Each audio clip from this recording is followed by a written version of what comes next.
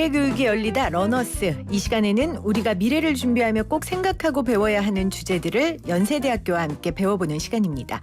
대선 후보들이 20대 유권자들의 마음을 잡기 위한 노력을 아주 펼치고 있습니다. 그러나 그 노력이 정말 청년의 욕구와 필요 그리고 현실의 문제점을 정확하게 바라보고 있는지는 잘 모르겠습니다. 지금 청년들 우리가 어떻게 바라봐야 할까요? 88만 원 세대라는 말을 만든 분이죠. 우석훈 경제학자 모셨습니다. 어서 오세요. 예, 안녕하세요. 반갑습니다. 지난주에 그 이한열 열사 어머니 배은심 운동가 이야기하면서 그 다큐 어머니와 사진사 만든 김만진 PD와 인터뷰했거든요. 근데 그 다큐의 아주 상당 부분 우 박사님 나오시더라고요. 예, 그게 뭐 일부러 계획한 건 아닌데 이한열 열사 쓰러질 때 몇 미터 뒤에 제가 있었거든요. 근데 그때 이제 그리고 나서 세브란스라는 병원으로 옮겼는데 네. 그날 소문이 난 게 시체를 탈취해 갈 거다라고 맞아요. 그 그래서 소문이 다 나서 지켰죠, 병원을. 그때 근데 경영학과 경제학과 연대에서는 상대로 같이 있거든요. 그래서 이제 상대 학생들이 가서 병원을 지켰는데 저는 또 동기였거든요. 그래서 그 아버님을 지키는 일을 했어요. 그래서 나중에 학위 받고 와서 아버님 만나 뵈러 갔더니 그랬군요. 그 사이에 우울증으로 그렇죠. 화병이죠. 그럼요. 그래서 그런 거를 그냥 가슴에 안고 살았는데 하다 보니까 이제 그때 옆에 있던 사람들 중에 한 명을 찾다 보니까 제가 그래서 그 다큐에 나가게 된 거였죠. 그 장면 하나로만으로도 우 박사님의 청년 시절이 어땠는지 느껴집니다. 그러면 연세대 몇 학번이신 거예요? 86학번. 그 유명한 86학번 경제학과. 경제학과죠. 치고. 알겠습니다. 자, 오늘 지금 청년들 이야기를 좀 하고 싶은데 그 전에 이 88만 원 세대 얘기부터 해야 될 것 같아요. 이 책이 2007년에 나왔죠. 예, 그렇죠. 제가 88만 원 세대예요. 보니까. 딱 그렇죠. 근데 제가 저 자신을 88만 원 세대라고 못 느꼈던 게 2007년에 저는 이미 취업을 했었거든요. 그러니까 비정규직으로 지냈던 네. 청년들에 대한 인터뷰를 많이 했었고 맞아요.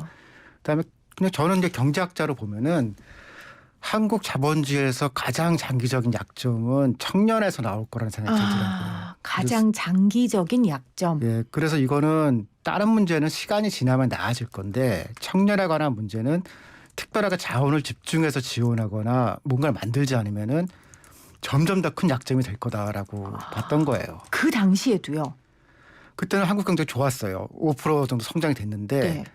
노인 문제도 있었고 여성 문제도 있었고 뭐 장애인도 있었는데 나머지는 시간이 지나면 개선될 가능성들이 보였거든요. 근데 청년 문제는 너무 관심이 없고 당연하다고 다 그러는 거예요. 근데 이거는 점점 비정규직이 늘 거고 성장 속도 내려갈 거니까 이거는 관심을 둬야 된다라고 생각을 했습니다. 다들 청년들이 고생하는 건 너무 당연한 일이야. 아이고 다 그러는 거예요. 자기는 더 했다는 거예요. 그게 무슨 사회 문제야라고 그 당시에도 했었는데 이러다 보면 이게 절대 해결되지 않는 오히려 다른 문제보다 더 심각한 문제가 될 수 있을 거라고 경고를 하셨던 거군요. 예, 그리고 아직 그때는 한국이 잘 살았거든요. 네. 그러니까 가처분 소득이나 이런 게 여유가 있으니까 조금 더 돈을 써서 이 문제를 완화시킬 수 있는 마지막 기회다라고 그렇게 생각했었죠. 근데 슬프게도 우리 박사님의 그 경고가 딱 들어맞았네요. 그 책 뒤에 이제 이런 얘기를 했어요. 가난한 시대가 오래되면은 이제 극우파가 늘 거다. 그래서 청년 중에서도 더 진짜 이제 유럽식 극우파들이 나오게 될 거다라고 하는데 사실 뭐 비슷하게 된 것 같아요. 자, 그러면 지금 청년들 얘기를 좀 해보죠. 돌아보니까 그때 88만 원 세대라는 말자체도 참 슬프고 힘든 현실을 담았는데 그 이후에 생겨난 청년 신조어들에 비하면 88만 원 세대가 제일 행복했더라고요. 그 뭐 M4 세대를 맞아요. 비롯해서 이제 헬조선 얘기들이 있었고 근데 이제 유감스러운 거는 그런 얘기들이 되면은 이제 많은 나라에서 그걸 개선하려고 시도를 하는데 우리나라에서는 그런 시도가 별로 없었어요. 아니, 그럼 왜 그러는 거예요? 왜요? 근데 이를테면은 그 몇 년 전에 있었던 이 퇴직 연령에 관한 거 있잖아요. 그래서 그거를 이제 좀 더 높여서 60세까지 높이자. 그거 국회 통과하는데 처음 얘기 나오고 몇 달도 안 걸렸어요. 그 얘기를 하는 사람들한테 가서 아니 이거는 근데 기본적으로 동일하지만 그 노력만큼 청년의 일자리를 같이 늘리거나 해야 한다. 해야 되지 않냐고 그러는데 감성이 달라요. 그때 58년 개띠 얘기하면서 이게 제 국회의원 몇 사람 안 되는데 그 사람들이 누가 글썽거리면서 이건 내 친구 얘기다. 근데 그러니까. 20대를 근데 그 감정이 안 가는 거예요, 사람들이. 그러니까 제도를 만들고 기득권을 가진 사람들이 청년이 아니고 청년의 목소리를 담는 정책들이 나올 수가 없는 구조이기 때문이네요. 그러니까 논리적으로 설명이 되는데 감정이 의사 결정자들이나 국회의원들이 감정이 잘 안 움직이는 거예요. 감정이 움직여 열심히 할 거 아니에요. 왜냐하면 본인들 청년 때는 우리 뭐 우 박사님도 그랬고 이한열 열사도 그랬지만 목숨 걸고 민주화운동했거든요. 니넨 때 최소한 목숨은 안 걸잖아. 이런 거 아니겠어요? 그 다음에 제가 좀 가슴 아팠던 거는 그래서 제가 다 몇 명 세보고 그랬거든요. 그 지나면 괜찮아진다고 한 사람들이 자기 자식은 외국에 유학 보내고 조기 유학 보내고 그랬더라고요. 그래서 이거는 참 대놓고 욕하기는 어려운데 우리 모두의 자식이라는 말이 그 사람들한테 안 나오는 거예요. 자기 자식은 외국 잘 사는데 뭐. 근데 그 사람들 공익적인 일 한 사람들이잖아. 공적인 역할. 그거 좀 이상하다는 생각이 들었어요. 아, 그랬군요. 그러면 지금의 청년들을 둘러싼 가장 큰 현실적인 벽은 뭐라고 생각하세요? 결국은 일자리가 위축되는 게 제일 큰 것 같아요. 그러니까 일자리가 막 넘친다 그러면은 여성이 더하든 남성이 더하든 관심도 없을 거예요. 자기 하고 싶은 일 하면 되는데 근데 우리가 경제 발전 속도에 맞춰서 이제 성장률이 내려가고 그러면 그 내려간 성장률 속에서 복지를 늘리거나 다른 돌봄 노동이나 혹은 또 고부가치 노동이 일부러 늘렸어야 되는데 그런 건 별로 없고 일자리 수를 줄이는 거를 그 공기업을 비롯한 많은 기업에서는 생산성 확대라고 그랬어요. 기업의 효율을 위해서. 갈 데가 없으니까 결국은 이제 조금 더 공부 많이 한 친구랑 그렇지 않은 친구, 남녀 사이에서 그다음에 수도권과 비수도권 서로 싸우게 돼 있는 거거든요. 아, 위축된 조건에서는 서로 싸우죠. 파이가 적어졌으니까.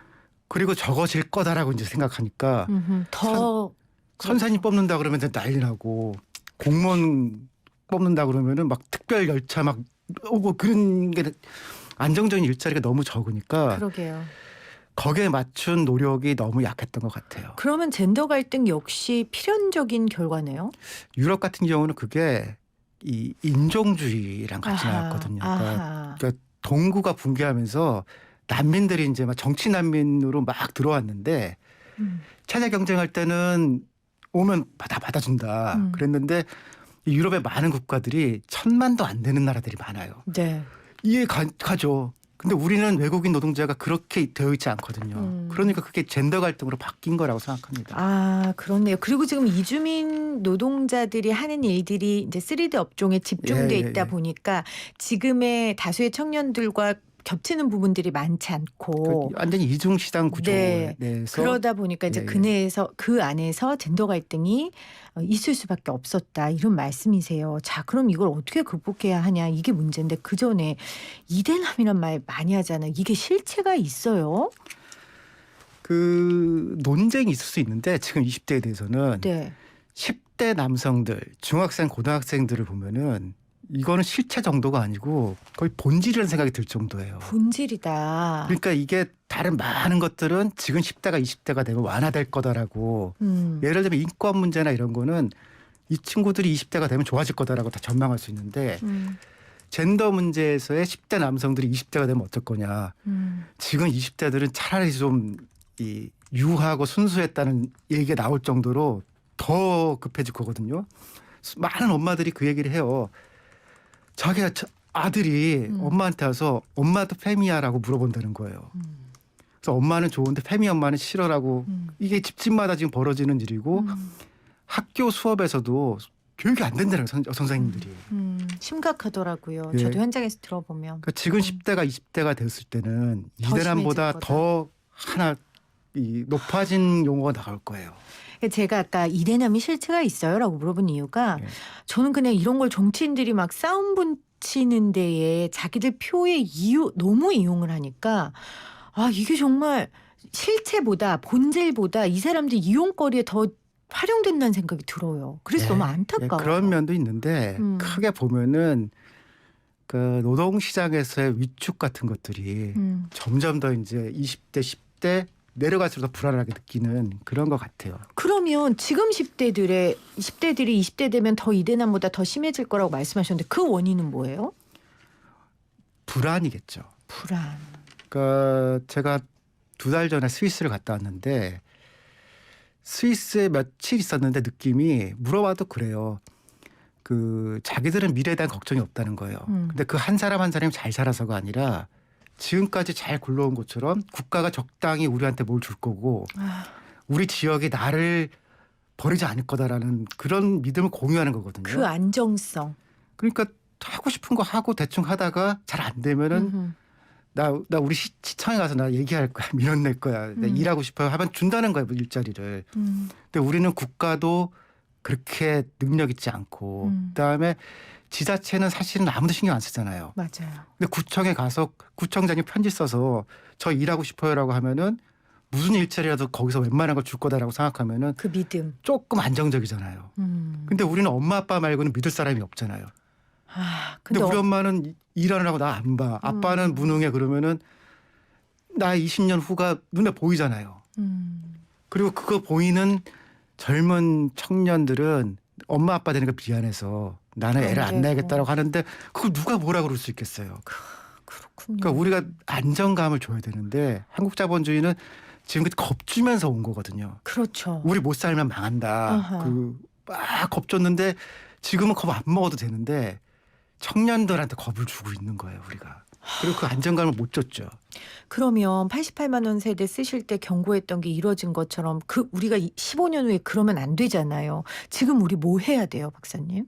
조금 더 포용적으로 살아야 되고 그냥 시민이라고 얘기하면은 유럽에 있는 많은 국가들도 되게 좀 후지고 막 그랬어요. 자기들끼리 막 싸우고 거기도 귀족 있고 막 그랬는데 현대화가 되면서 시민의식 같은 것들이 제대로 자리 잡은 거거든요. 네. 그러니까 우리도 시민이란 무엇인가라고 하는 그런 좀 보편적이고 포용적인 용어들에 대한 고민들을 좀 했으면 좋겠어요. 자, 포용적인 용어에 대한 고민을 해야 된다고 하셨는데 그래서 이제 이번에 낸 책이 슬기로운 좌파 생활이에요. 근데 우리나라에서 좌파 우파는 전혀 포용적이지 않은데요, 박사님? 근데 좌파는 자본주의 생길 때 생긴 용어고요. 네. 그다음에 자본주의가 아무리 발전한 나라라도 좌파가 없는 나라는 없어요. 그 특히 이제 90년대 이후에 극우파가 많은 나라에서 일당이 됐어요. 그리고 EU 의회에서는 극우파가 일당이거든요. 제일 많아요.